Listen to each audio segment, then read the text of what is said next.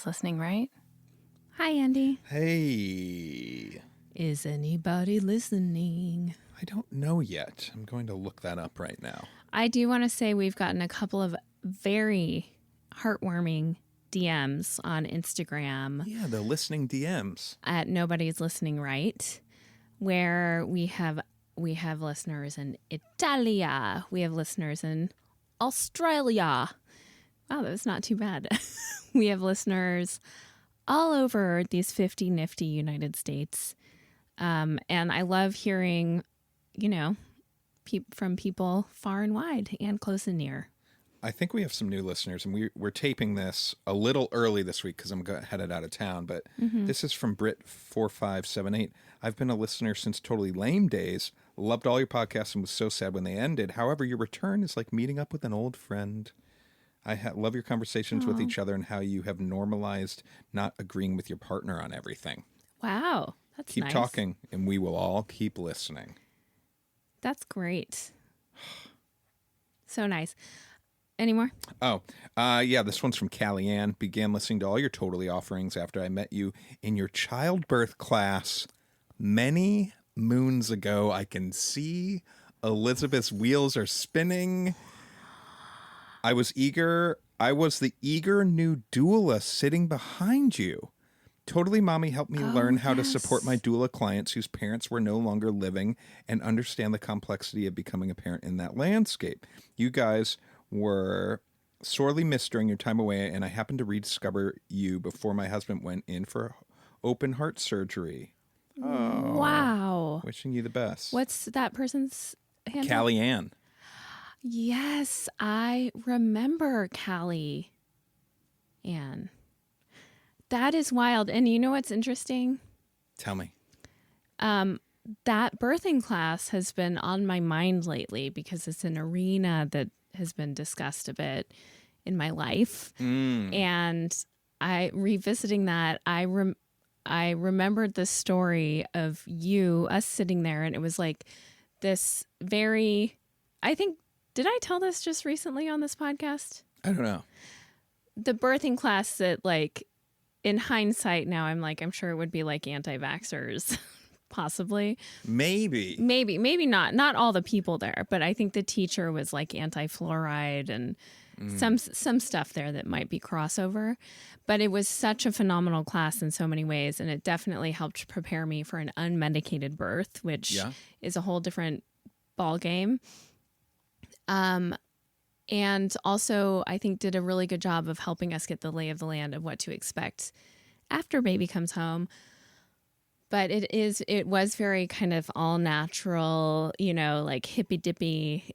And I remember sitting in the class and hearing this like crinkle, crinkle, rustle, rustle. And I look over and you're elbow deep in a bag of Cheez-Its. Hells yeah. And I just remember being like, oh my God, my husband here amongst all these, like, all organic, no GMOs, no pesticides, is eating poison. Didn't they? Delicious poison. I had a pretty big takeaway from that class. My biggest one that, let's just say, was not child related. I don't want you to get the wrong idea that this was my biggest takeaway of the whole class. But that's when I found out that women get pee on the toilet seat and don't clean it up sometimes. And I thought every time I saw pee on a toilet seat, I just always assumed it was a guy like myself that didn't put the toilet seat up and peed on the toilet seat. How'd you learn that in that class? Because a woman came out afterwards and there was pee on the toilet seat. And I'm no Sherlock Holmes, but I put one or two together. A pregnant woman, by the way. That also class is where there was a mom-to-be, adorable gal who was wearing, that striped cardigan I live in and has been my go-to since then.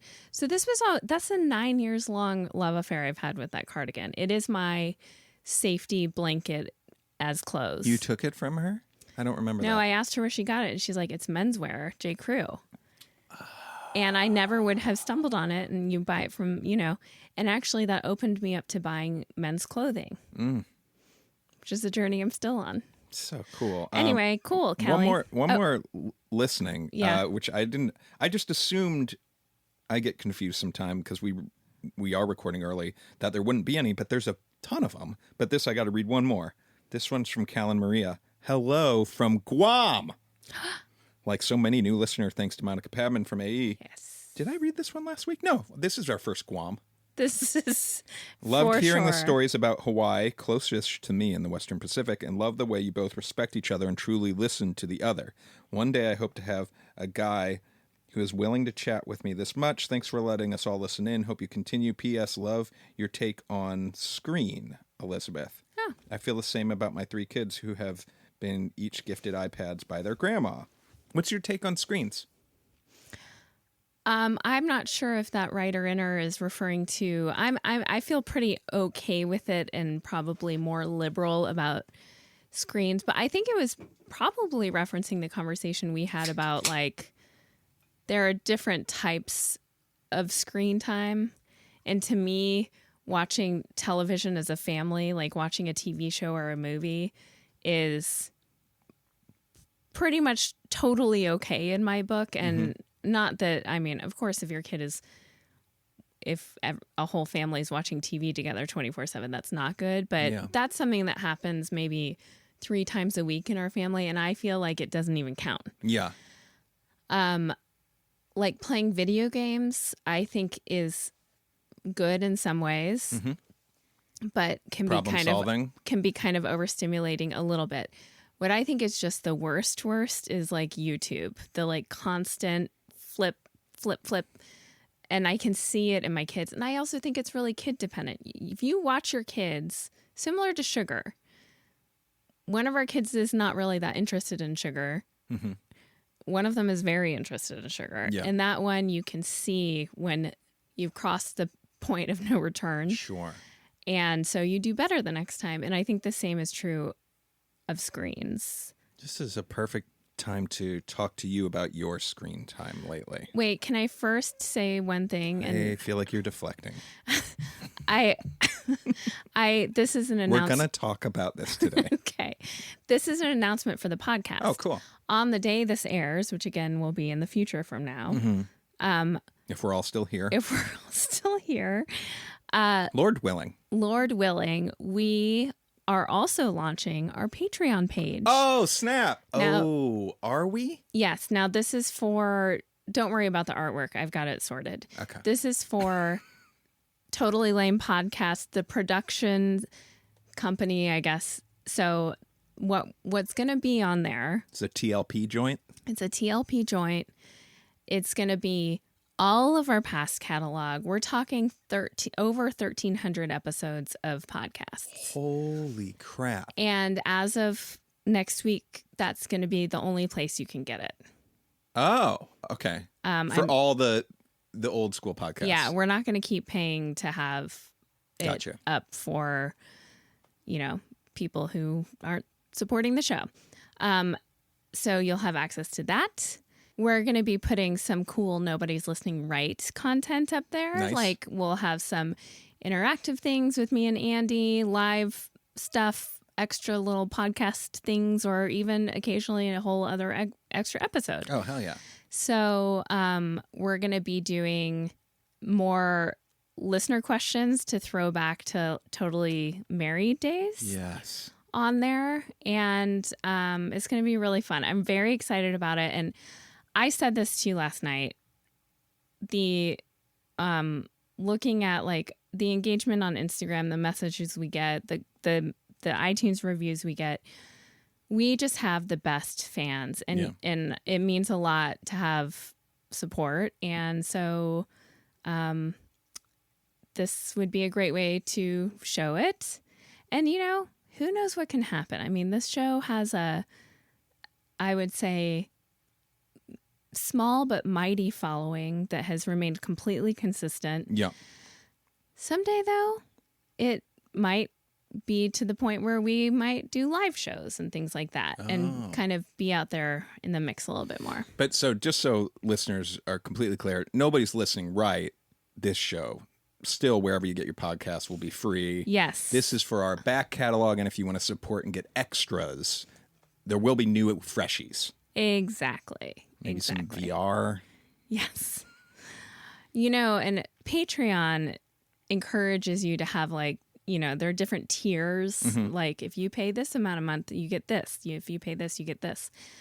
And I'm kind of just like, I don't want to make it so that you have to pay $20 a month to get access to stuff. Like it's not going to be like that. But they're like, some fans really want to pay you $20 a month because they want to support the show that much. And I was thinking, maybe I'll write those people a limerick, a custom limerick. Oh, that's I don't cool. know if anyone has other ideas, and actually go leave them on Patreon. Okay. Give me ideas for tiers. I'm open to all of it. Ideas for tears? Tears! I got it. I was thinking sad tears. Yeah. Or happy tears. So if you want to check that out, it's at patreon.com/totallylame, which is totally LAIME. Okay, let's talk about how terrible my screen time habits have been lately. Listen, this isn't like a thing that's consistent through your life, but you've gone through one phase and you recently entered a second phase of playing Zelda Breath of the Wild. Mm-hmm. And you might have a bit of a problem. But I understand it's a really fun game. I think it's really cute how you're bonding with our son over the game. Yes. But you are really enjoying it that second time around, aren't you? Yeah, and I have some news to break you. Is it almost over? That's really what I want to know. No, how many more hours do you need to play this game? This is the news I'm going to break to you. Yeah. The second time around, like the first time you're like, oh, I have this goal, which is to free Princess Zelda or whatever, and defeat Calamity Ganon. Yeah. And so I charged forth to reach that goal. Mm-hmm. Like this time around, there's no rush to reach that goal. You're a completionist now? Is there a word for us?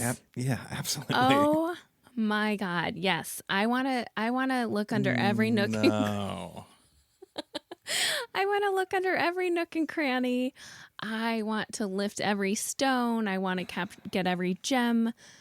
I've already done things this time that I didn't do last time, and it feels very fulfilling. I want to enjoy the landscape more. I want to, This is like the worst news I could ever hear. I was hoping you'd be like, I got maybe a week, maybe 2 weeks left. Oh. I wish your Switch was in here right now because I'd make you look up how many hours you've clocked on it. Well, it's not as many as I would like, honestly, because our son plays it. So he's got it. We use the same game card. I will say our son is 6.5, Mm-hmm. and you and I have talked about this. Unbelievably gifted at math, especially. Mm-hmm. And like so much of Zelda is this like problem solving math stuff. He did a temple yesterday that he was telling me about, and I know what temple it is, or shrine. For him to have completed this shrine, I'm like, he is a genius. Or are you the opposite of that in this Zelda playing? What are you calling me? I don't know. But I think that's great. I'm not super stoked to hear that your new completionist frame of mind and how much longer it is. Because I feel like, if I'm going to be honest, I don't get as much me and you time because you're spending a lot of time with Link. You know? Yeah. Yeah. Well, for me, it's a real escape.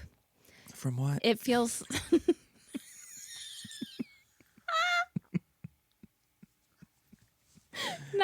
Not from like wonderful family time and stuff. And I said to you yesterday, I was like, I want to talk to you. And, I came in, I was like, no one's talking to me after work. Yeah, that was fun. I liked that. But I do feel like it is so much healthier for me than scrolling Instagram. Oh, that's probably very true. It feels like, even though I don't want to say like, it's not a stand-in for this, but it you know, when you go and you're out in nature and you're like, I just feel like That's what this game does grounded. Well, in a sense, I'm like enjoying how beautiful it is. And I really enjoy how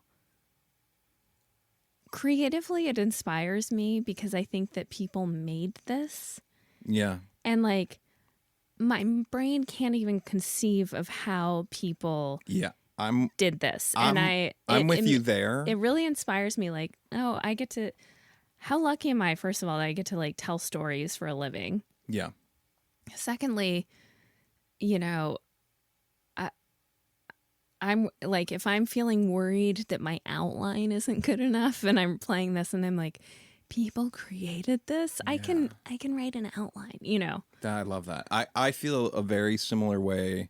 I've yet to have that kind of experience with a video game like that. But I feel the same way about animation sometimes. And like, I remember the first time we saw Coco, just looking at, like watching the trailer and just being like, how the fuck did they do this? How the fuck do they do this? This is more incredible than, yeah, it blows my mind. I think in another life, if I had any artistic skill, You do. visual arts, is that the right word? Yeah. Like drawing and stuff. But I think you do with your Photoshop stuff. And I know what you mean, though. Yeah. Like, actually. Yeah, I think I'd be in animation. I'm like, it's so amazing. And, you know, we used to have a neighbor who was in animation. Yeah. And he did lighting. it spoke to how unbelievable, like, the collaboration is and how many people are involved. But also, you know, in my line of work, sometimes it's very easy to have too many cooks in the kitchen. So that in and of itself, I'm in awe of. Like, oh my gosh, you have like 1,000 people contributing to this, and it's this. Like, it really speaks to the head of art direction or whatever it is. But our neighbor, former neighbor, his job, he would spend months on lighting scenes that had already shading been the lights in film, animation film scenes. Like, that's it's crazy, amazing. So I appreciate, though. I mean, listen, if you really were like, I was thinking back to, you know, Jeff Van Vondren from that TV show. Oh, the addiction Intervention. show. Intervention, yeah. Where it's like, dear mommy, your addiction to Zelda has negatively impacted my life in the following ways. Yeah. If you're ever feeling like we're getting into that territory, you know, put up a flag. I'll hear it. I'll heed that call. Here's the other thing that's going on, though, and I hesitate to even say it out loud. My sciatica is flaring up a little bit. And so after a day of work where I'm mostly sitting, I do need to lay the fuck down, be horizontal. And Zelda is just such a easy thing to do while I'm doing that. But it's not, I could see why from your perspective, it's like she's been at work all day and I've been dealing with these rugrats, and she just walks in and goes straight to lay down in bed and is on Zelda. You just nailed it. Yeah.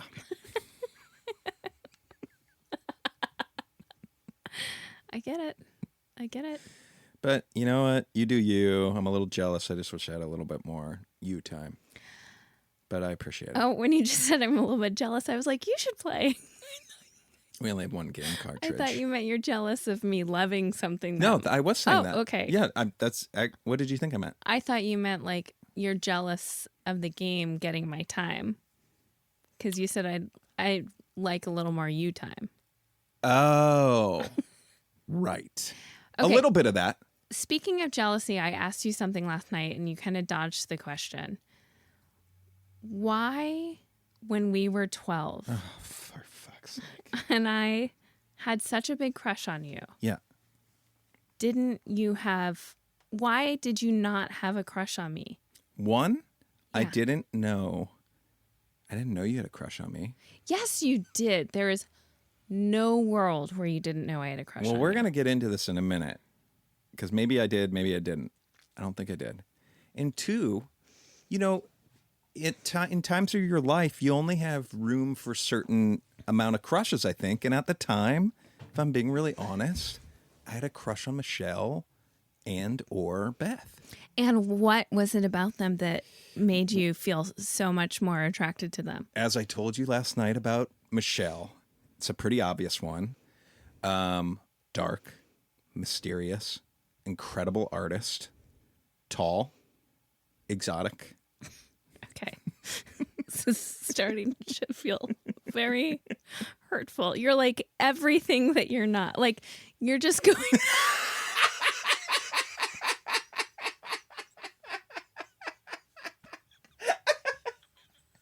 You know, wait, out of context, that might sound so bad. We are talking about ourselves as 12-year-olds. Yeah, but... Okay. I want you to listen back. Go, it's pretty obvious. And then Beth, I think, was just super cute, and also I think at that time was like a bit of a and maybe I'm wrong, you'll know more, but was like a bit of like a smarty pants kind of like bookworm, like good kid, and like people hadn't figured out that like she was gonna be like the hot popular girl, and like I'd figured that out early, and I thought she was super cute. I don't mean to disparage Beth because she's a lovely human being. I don't know that she ever became the hot popular girl. No. And actually kind of to her credit, because she easily could have stepped into that role because she was so beautiful. Yeah. But she was just kind and smart, but not like, I don't know. I don't think she stood out to me. I think with Beth, it just is like, let's break it down. She was just really pretty. Yeah. And what was I? You were at the time, I mean, adorable. And like we were good friends. And you couldn't see past that?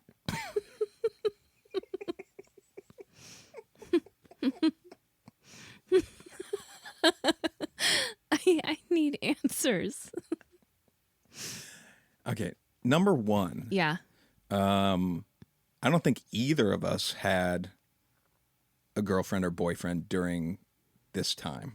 No. So we're just talking about little crushes. I did kiss Michelle. My first French kiss. Uh-huh. Who was your first French kiss? Pat Ravanaugh. Nice. I was shaken. You were shaken? I was shaking. Oh.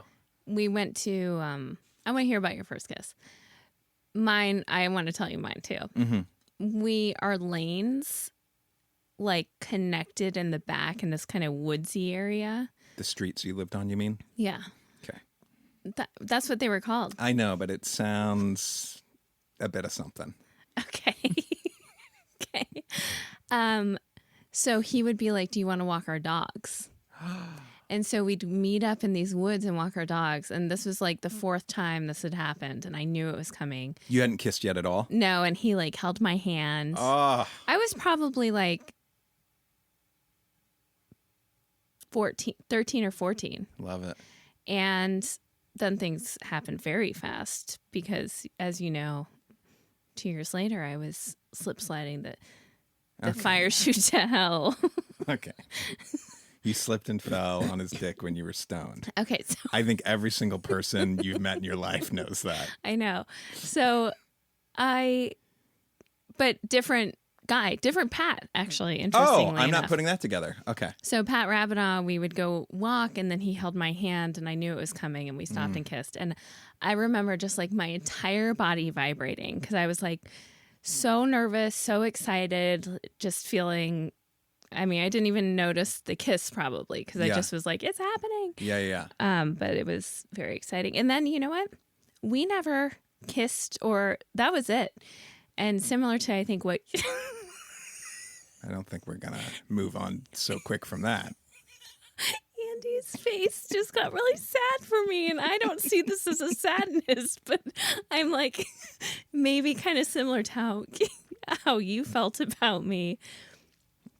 We just became really good friends, and he remained one of my best friends, like all through the rest of high school. And his mom became very important to me, and but just the one kiss, that one time. And now I'm wondering, why do you think that was? I don't know. I definitely would have wanted to kiss him again. Oh, God. Oh, no. Okay, what was yours with Michelle? Let's hear it. I think with Michelle... You were in a vampire party. No, I think we were at... That's not funny. I think we were at my friend Jackie's house, I think. Yes. And, yeah, it was just like a little kiss action. First French kiss, real weird. Had you been... Well, paint the picture a little bit more. Had you been planning it? I think we'd kissed already, like, non-French kiss. And then... Where was that? I don't remember. You don't remember your first kiss? I remember where the first French kiss was. But my first kiss was Buffy. Mandillo? Yeah. Where was that? That one, I kissed Buffy quite a few times. How old were We you? would kiss at school in 5th grade. God. Yeah, in the stairwell. You were 10 or 11? Is that 10 or 11? Yes. Yeah, we would kiss in the stairwell. It was great. Andy, you have a set of balls on you. I have to say. I mean, we know you do, but like, this is what I'm talking about. You are an enigma. For a 10 or 11-year-old kid. Are you sure that's 10 or 11? 10 was 5th grade for me. Okay. To not only kiss a girl, which is a very bold move at that age. Okay. Very bold. And actually it's actually kind of upsetting. Like, I don't feel like that's an age where kids are like sexual. But we're not. We weren't doing anything else, but it was like an exciting kiss. But then to just do it at school is fucking blows my mind. Okay. Wild. Yeah. Okay. So I remember that. I don't think I ever kissed Beth Bruner. No, you didn't. I don't think she was into you. At all? No, and I don't think she ever would have been. Okay.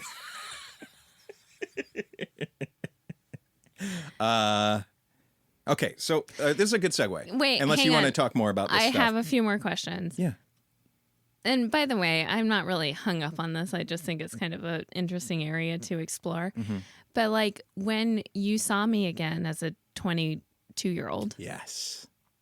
your feelings changed, obviously. Yes. Immediately. Yes. Okay, that's nice. And I felt like in the beginning you were trying to put me in the friend zone from out the gate. I wasn't trying to put you in the friend zone at all. I was trying to wife you up. Okay. But here's the thing with you. You saying I should have known you had a crush. We've been watching Love Island, as everybody knows, and we were talking about flirting the other night. Yeah. And I don't think you understand what flirting is.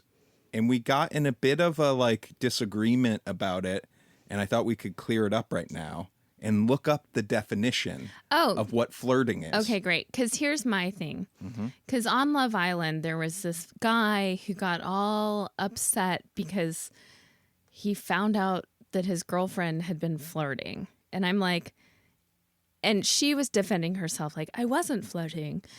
And I'm just like, so what if she was flirting? Who fucking cares? And Andy was like, what? And I'm like, I'm flirting all the time. Like, and to which I was like, what? I was like, I had a couple girlfriends over earlier the night. I was like, I was flirting with them. You know, it's like being charming, and you know, sometimes I make inappropriate jokes. Sometimes they have a sexual bent, but like, I feel like I'm flirting. Like almost anytime we're going out, if I'm having a good time, I'm flirting. Right, which that to me is not the definition of flirting. Well, this might explain why no one liked me when I was 12, 13, 14. With flirting, charm is a key component. Yeah. but there has to be this air of, I like you, and let's be age appropriate. I want to kiss you, maybe when you're younger. But as you get older, it's like, I'm charming. There's an air of, I like you, and also like, I want to do things with you. There's a subtext to flirting. Well, you just saying that I'm being charming and I say stuff about a sexual nature. That's different if you're making a joke about that has sex stuff in it. Can I say something to this, though? I almost feel like I am more free to flirt now that I'm married, and I'm obviously happily married, and I think everyone knows that. Now than I was before marriage, because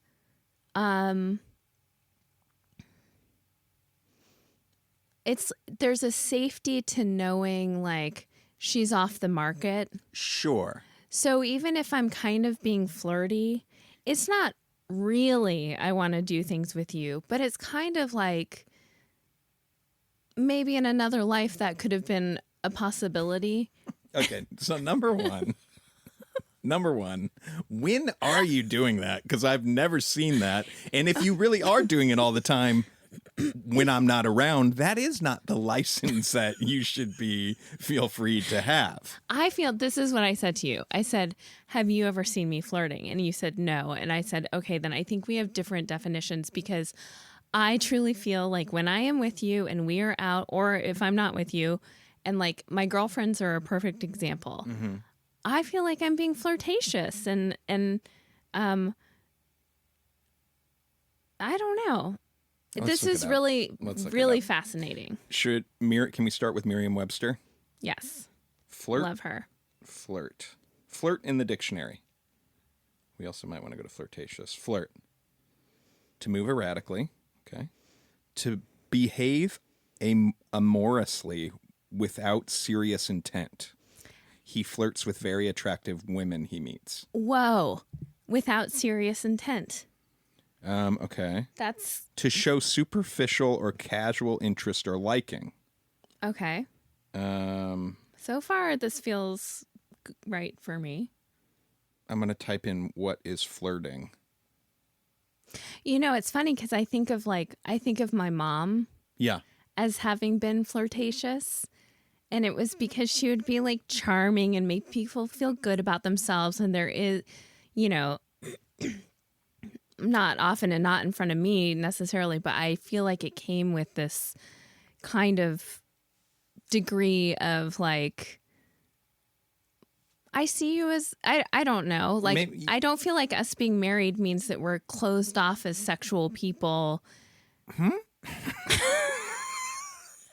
mean, what I'm trying to say, not like, of course I think that, you know, you and I are in a strictly monogamous relationship. Yeah. We both agree on that. And I know the rules around that very clearly. Oh boy. But I mean, it's okay to be kind of like, flirty. Yeah. I think maybe it's starting to look like maybe it's somewhere in between our two definitions. Okay. Here's if you just Google it. I guess this is the definition from Oxford. Behave as though attracted to or trying to attract someone. That I think is key to me. The like trying to get someone to be attracted back to you. But for amusement rather than serious intentions. Okay, so that I think that we are kind of getting somewhere here. So, but I think for you, it's more the attraction part. Maybe I'm getting hung up on like the sexual aspect of it. Yeah. Where you're just you just want to be liked, charming, but I don't think that's quite flirting. I think is a little more subtext to it. Yeah, I want to be liked, charming, and I also want people to feel good about themselves. Like they're also charming to me. Sure. So that attraction, I guess, is kind of different from the sexual thing. But what I wanted to ask you, you say you've never seen me flirt. Yeah. What would it look like? Or like, what would you flirting look like? Or do you just go straight for the kiss in school hallways and maybe. I guess there is just like I think there's just like a playfulness a charming playfulness with a little romantic and or sexual attraction subtext to it that no one's probably going to act on in the moment. Okay. I'd love to hear what our listeners think. Yeah. What is flirting? This is a great example of how you can be married to someone for 15 years and have been together almost 20 years and learn something new. Like this was a conversation last night. It truly surprised me that because I have to say, I like consider myself, I wouldn't say it's like an adjective, first adjective I'd go to, but I would consider myself like kind of a flirtatious person. Mm-hmm. But I guess in my mind, I think when I think of as flirtatious, you think of more as just like charming. I do. Yeah. Okay. I do. But maybe it's somewhere in the gray. Yeah. Yeah. Great. Okay. Well, we covered that. Yeah. What else is cooking? You know what I wanted to talk to you about and share with our listeners? Yeah. That I think is, I mean, the person's comment about being in conflict with each other, like normalizing it or disagreeing, not in conflict, but so a couple of episodes ago, we were talking about my birth control, and I was talking about how I'd been on this birth control and I hated it. Yeah. And then great news to report is that I'm back on the previous kind of birth control, which I feel so much better on. Was it instant, sort of, or take a few days? Yeah, it took a few days, but I definitely feel so much better. But we stopped that podcast and you were like, hey, I didn't want to talk about this on the podcast, but I did want to bring up to you, like, you basically, you said it in such nicer ways, but like you've been a raging bitch for the last 3 weeks. Yeah. I didn't say it like that at all, by the way. No, you were very gentle and were like, I was actually maybe going to bring this up to you, but I kind of wanted to wait and see. And like you're starting back at work, but doesn't seem like that would be justifying the behavior change. But you noticed an shift. edge and a like mood swings in me. Excuse me. That then when I mentioned the birth control, you were like ding ding ding ding ding. Yeah. So, and I appreciated you saying that because I know it's not an easy thing to say to someone. Yeah. But having that information like jolted me in such a crazy way where I was like, oh my God, I have felt truly insane mood swings. Like, you know, one day a month, usually I have this feeling, and it's usually related to the house not being clean, and I feel irrationally angry. And it can, and ultimately every month without fail, it's like, oh, wait, I'm getting my period tomorrow. Or I get my period. It's like, oh, yeah, that's what that was. But in this case, that was happening every day. And the mood swings were like so sharp also, such sharp right turns. On a dime. And I hadn't even like thought about having an edge or like what that was. And so then I was like, I stopped taking it because I was like, I have to get this out of my system. Like I cannot even stand to feel this way. And it also was really jarring to me that you saw it, but I hadn't. Like, I knew I wasn't feeling well, but like, I didn't have. Do you know what I'm saying? It was like I could see clearly, in a way, something about myself that I'm like, I cannot believe I missed this. Yeah, but you also like rewound the tape and were like, oh shit, fuck, that makes so much sense. So I think you kind of had subconsciously seen it. And I don't think I would have even. I was definitely, I think in what I said after the podcast to you was like, hey, this is like a great segue. I didn't want to say it on the show, but this birth control thing makes a lot of sense. And I've actually been thinking like at some point I might have to say something because I have noticed. But at that point I was like kind of like, what is going on? But I was in like, let me just like kind of gather evidence before jumping in on this thing that's like, maybe Right. you're just having a rough week or something. But I sense something was like adrift, like something was wrong, something was off. Yeah. And I was like, yeah. It scares me that like hormones, and that was like a low dose hormone birth control, like that hormones dictate so much of your personality, and you're like, Yeah.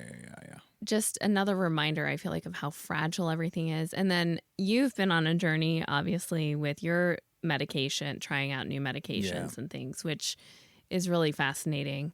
I didn't even think, well, it was weird with me doing this stuff. And then I noticed like there's medications that you take every day that I'm like, I don't even know anything about that really that much these days. You know what I mean? Mm-hmm. Which we don't have to talk about now. But yeah, it is crazy. It is crazy. Yeah, such a big shift. And I was texting with someone who was saying like, their birth control, there are companies that make the generic version of whatever it is. Yeah. But the generic affects them so differently, even though it's allegedly the exact same thing, but it's not. And just our bodies can be so sensitive to that. And the hormone stuff also scares me as I'm entering perimenopause, like of what's to come down the pipeline and all of that stuff. Fortunately, it sounds like you have to go through a really shitty patch, but then eventually it's over, right? Are you on the other side and it's like hallelujah eventually? Yes, and I do think it's hallelujah. A few women who have gone through it have reached out, and also in real life who I've talked to are like, no one tells you how great it is. Oh, that's great. So that's nice. Yeah. But anyway, well, today's episode's going to be a little bit shorter because we're squeezing this in during the workday before you head out of town. Yeah. But I just wanted to thank everyone who's left iTunes feedback. Please go leave a review if you have not, from anywhere you are in whatever corner of the world. Want to give our weekly shout out to Monica Padman and thank her. I also wanted to ask that anyone who is able to and wants to go support us on Patreon. Oh, it's patreon.com/totallylame. I should have said that earlier. I forgot. But we'll keep saying it every episode. And you can also find the link on our Instagram page at Nobody's Listening Right. If you click on the link there, it will take you to Patreon. And then also, and if you are unable to support us through Patreon, just keep listening to us wherever you find us. And we're very happy to have your ears. All right. All right. Good night. Good night.